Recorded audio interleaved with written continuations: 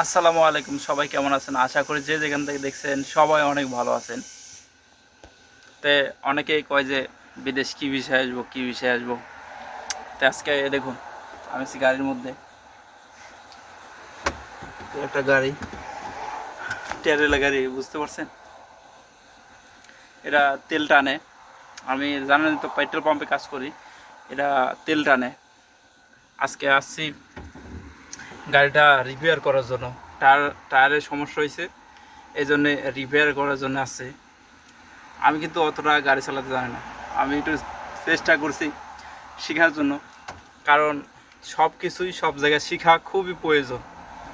তাই আমিও চেষ্টা করতেছি যে একটু যদি শিখতে পারি বা এদের সাথে থেকে আমার একটু সময় যদি লস হলেও যদি এদের সাথে গাড়িটা চালানো শিখতে পারি তাহলে কিন্তু অনেক কার্যকারী হবে। তে যারা বিদেশে আসবেন অবশ্যই আপনারা যে কোনো কাজ শিখে আসবেন এবং যেখানে যান অবশ্যই কাজ শেখার জন্য আপনাদের আগ্রহ থাকা লাগবে, মানে আগ্রহ করা লাগবে আপনাদের যে আমি কাজ শিখব। এ দেখুন বিদেশে গাড়িগুলো কিন্তু খুবই একটা অন্যরকম। দেখুন বাংলাদেশের মধ্যে কিন্তু ভাঙাচোরা বা অজবর অবস্থায় এই গাড়িগুলো না। এগুলো গাড়িগুলো আপনার সেন্সরে কিন্তু চলে, রাস্তায় আপনার অটোমেটিক চলে গাড়ি। শুধু গিয়ার চেঞ্জ করার সময় গিয়ার চেঞ্জ করবেন, তাছাড়া গাড়ি অটো চলবে। এ দেখুন একটা নিউ গাড়ি, এটা অটো গিয়ার। গিয়ার কিন্তু অটো, আপনার গিয়ার অত মানে চেঞ্জও করা লাগবে না, এটা সাধারণত অটো গিয়ার। আর এখানে বিভিন্ন ধরনের সেন্সর আছে। আপনার রাস্তায় আপনি যদি মনে করেন না সমস্যা হচ্ছে রাস্তায় অটো গিয়ারে চালাবো, তাহলে আপনি অটো করে দিবেন, গাড়ি এমনিতে অটো চলবে। বুঝতে পারছেন? এই দেখুন এখানে অটো সিস্টেম আছে, আপনি অটো করে দিতে পারেন। এইখানে দেখুন অটো করার আছে। আপনারা কিন্তু গাড়ি অটো করে দিতে পারেন। তাই আমি বলবো যারা বিদেশে আসবেন অবশ্যই যে কোনো কাজ শিখে আসবেন। এই দেখুন আমরা কাজ শিখে আসি নাই, আমরা এখন খুবই বিপদে আছি। কিন্তু কাজ শিখে যদি আসতাম তাহলে কিন্তু ভালো বেতন নিয়ে আসতে পারতাম, বা ভালো বেতনে আসতে পারতাম, বা এই দেশে এসে সেই কাজে চলে যেতে পারতাম। কিন্তু কোনো কাজ জানি না, আমরা কিন্তু কোনো কাজ জানি না।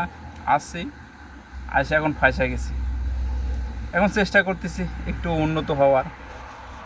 দেখুন গাড়ির সাথে কিছুক্ষণ থাকি, মানে 2-1 ঘন্টা থাকি আমার কাজের পাশাপাশি। কাজ শেষ হয়ে গেলে এদের সাথে থাকি। আবার এরা যখন কোনো মানে রিপেয়ার করতে আসে তখন সাথে সাথে আসি, এসে একটু শেখার চেষ্টা করি বা রাস্তায় চালানোর চেষ্টা করি। তে ভালোই, ইনশাল্লাহ এভাবে ধরে থাকি, হয়তো একদিন চালাতে পারবো। সবাই দোয়া করবেন আমার জন্য, আমি যেন মানে গাড়ি চালাতে পারি। বুঝতে পারছেন? এই দেখুন এটা কিন্তু বড় বড় গাড়ি, মানে ট্রেলা। এটা আপনার নেয়, আপনার তেল টানে। বুঝতে পারছেন? এটা অনেক বড় গাড়ি। এটা ধরেন এখানে তো চাকা হিসেব করলে ধরেন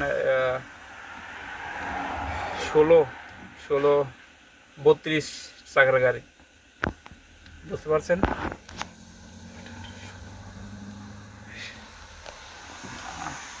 এটা অনেক বড় গাড়ি। বড় গাড়ি হলেও বিদেশে কিন্তু চালানো এতটা কঠিন না। বাংলাদেশ দেশে যেমন কঠিন, কিন্তু চালানো বিদেশে অতটা কঠিন না। বিদেশে গাড়ি চালানো খুবই সহজ। এখানে ছোট গাড়ি নাই, এখানে ভ্যান রিক্সা বা এইসব নাই, কিন্তু এখানে অনেক ভালো। তো যারা যারা গাড়ি চালানো শিখতে চান অবশ্যই শিখে আসবেন। যারা যারা বিদেশে আসতে চান অবশ্যই গাড়ি চালানো শিখে আসবেন। সবাই ভালো থাকবেন, সুস্থ থাকবেন। আল্লাহ হাফেজ।